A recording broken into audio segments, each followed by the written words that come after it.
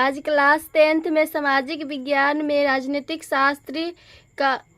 शास्त्र में पढ़ेंगे बेल्जियम की साझेदारी। पिछले क्लास में पढ़े थे चैप्टर फर्स्ट था सत्ता की साझेदारी, उसके बारे में समझे थे, और दूसरा समझे थे दो देशों की कहानी, जिसमें था बेल्जियम और श्रीलंका के बारे में पढ़े थे। अब है बेल्जियम की साझेदारी। तो इसमें 4 बार संविधान संशोधन हुआ था 1970 और 1993 तक।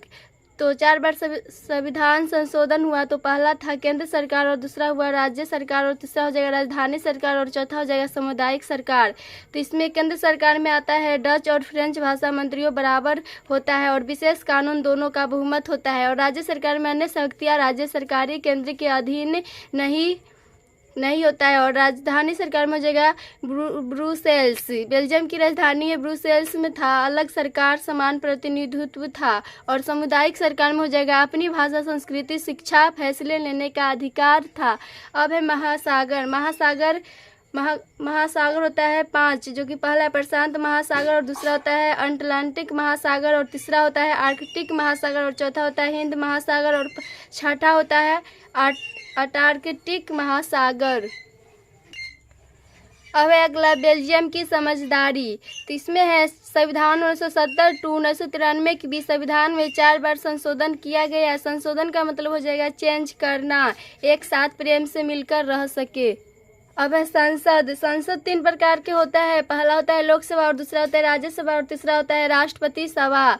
तो इसमें लोकसभा में सदस्य होता है 545, और ये 2 एक्स्ट्रा है जो कि ये एंग्लो इंडियन होता है। और राज्यसभा का सदस्य होता है 245, और सदस्य का मतलब हो जाएगा सांसद। अब है केंद्र सरकार होता है प्रधानमंत्री प्लस मंत्री, ये दोनों मिलकर बनता है केंद्र सरकार। अब है विधानमंडल 3 प्रकार का होता है। पहला है विधानसभा, और दूसरा है विधान परिषद, तीसरा है राज्यपाल। इसमें होता है विधानसभा में 200 सदस्य होता है, और विधायक ये 200, इसका मतलब हुआ विधायक का मतलब हुआ MLA। और विधान परिषद में होता है सदस्यों की संख्या 6।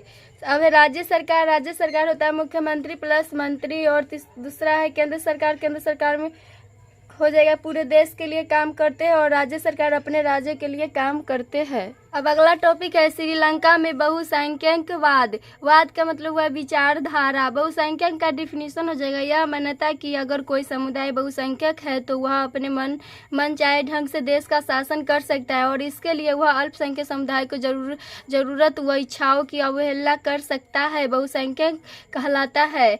अब 4 फरवरी 1948 को श्रीलंका आज़ाद हुआ था, और श्रीलंका का पुराना नाम है सिलोन। और इसमें अंतरिम सरकार हो जाएगा कानून का मतलब हो जाएगा बहुसंख्यकवाद। अब श्रीलंका में सिन्हाला का जनसंख्या अधिक है। 1956 में विशेष कानून बना, जो कि 3 कानून बना था। इसमें 1956 विधेयक या कानून के प्रावधान सिंहली की राजभाषा घोषित कर दिया, और विश्वविद्यालय और सरकारी नौकरियों में सिंहलियों को प्राथमिकता देने की नीति बनाई। ये सब हुआ था श्रीलंका में। अब है नए संविधान में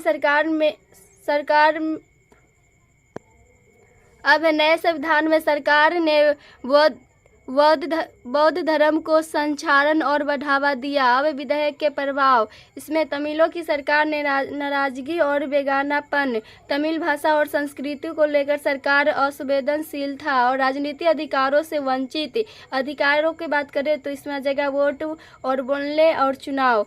अब है भेदभाव, नौकरियों और अन्य कामों में भेदभाव। तो ये सभी का मतलब समझे तो हुआ इसमें बेल्जियम में सत्ता की साझेदारी हुआ, और तमिल में नहीं हुआ। इस तमिल में भेदभाव हो रहा था, तो वही उसका मांग है। अब तमिल समुदाय की मांगे, तो इसका मांग है तमिलों ने अपनी राजनीतिक पार्टी बनाई, और सरकार ने निम्नलिखित मांगे की। पहला मांगे कि तमिल की राजभाषा बनाने, और दूसरा क्षेत्रीय स्वतंत्रता हासिल करने, और तीसरा शिक्षा और रोजगार में समान अवसरों की मांग। और 1980 के दशक तक उत्तर पूर्वी श्रीलंका में तमिल इलेग सरकार बनाने की मांग उठी।